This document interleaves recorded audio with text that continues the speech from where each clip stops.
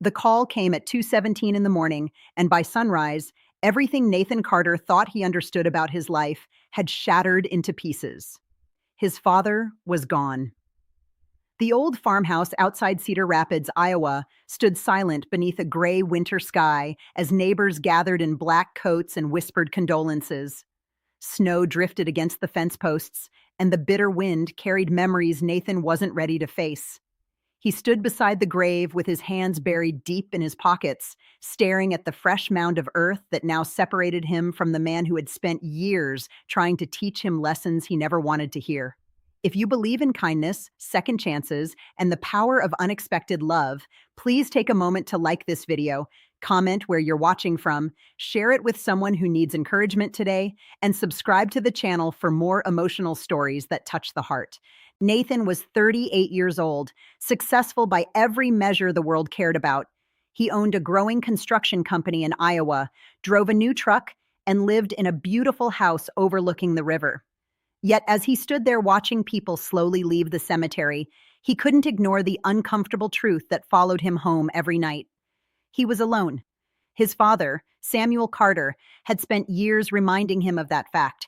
Samuel was a hard-working farmer who believed that success meant little if there was nobody to share it with.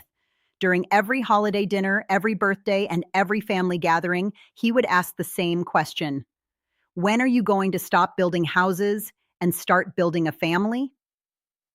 Nathan always laughed it off. Life was busy. Relationships were complicated. Work demanded everything he had.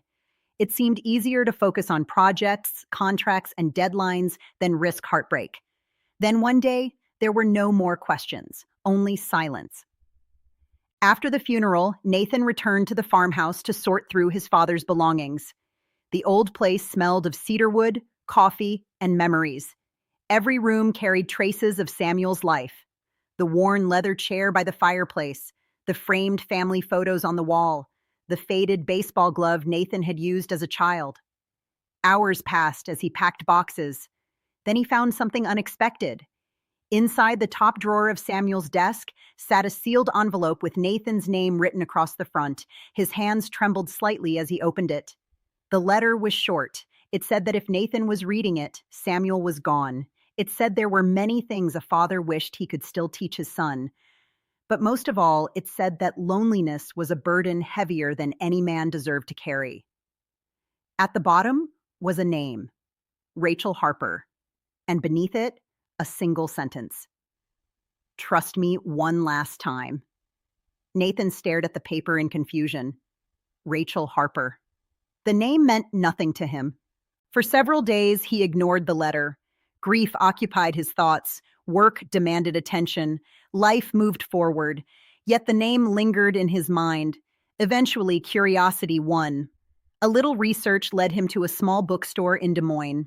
On a rainy Saturday afternoon, he parked outside and stepped through the front door. The scent of old books filled the air. Behind the counter stood a woman arranging a display of novels. She looked up. For a moment, neither spoke. Rachel Harper appeared to be around his age.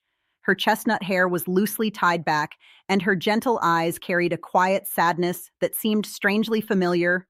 When Nathan introduced himself, surprise crossed her face, then emotion, a deep emotion she couldn't quite hide. They sat together in a corner of the bookstore, and over cups of coffee, an extraordinary story began to unfold. Years earlier, Samuel Carter had volunteered at a community literacy program. Rachel had been one of the coordinators.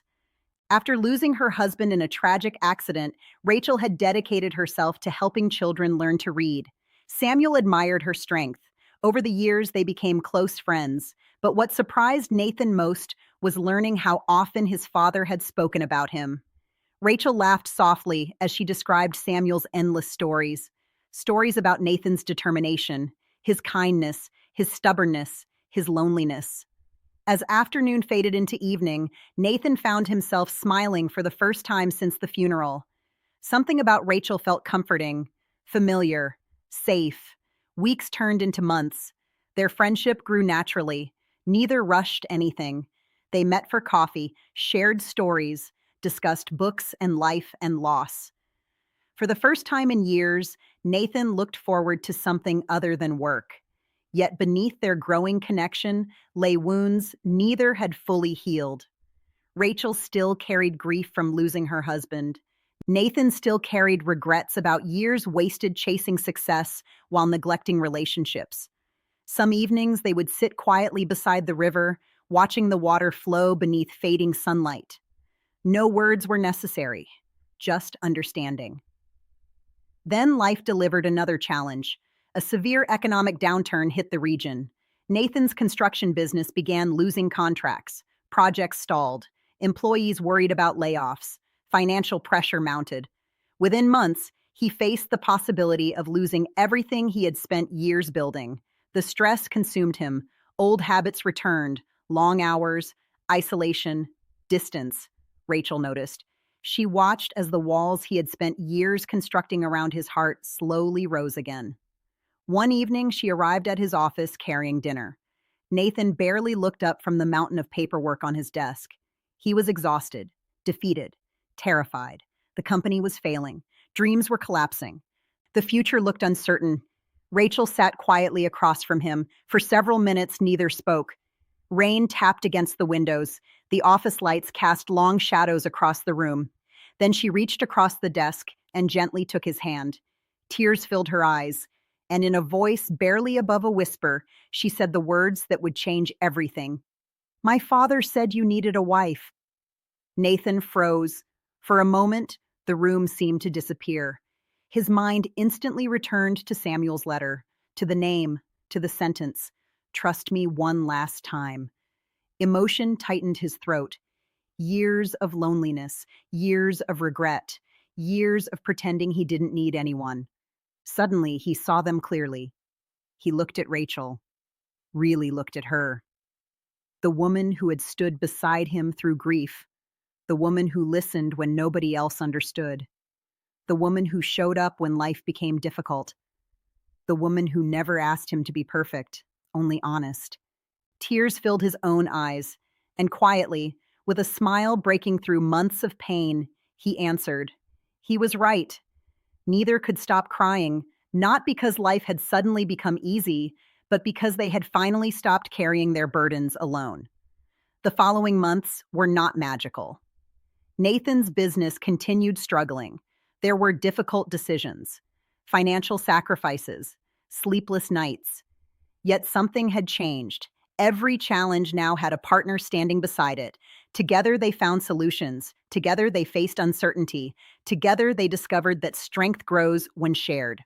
The following spring, beneath blooming trees in a small church outside Cedar Rapids, Nathan and Rachel exchanged vows. Friends filled the pews. Family gathered close. And though Samuel Carter wasn't physically present, his presence seemed woven into every moment.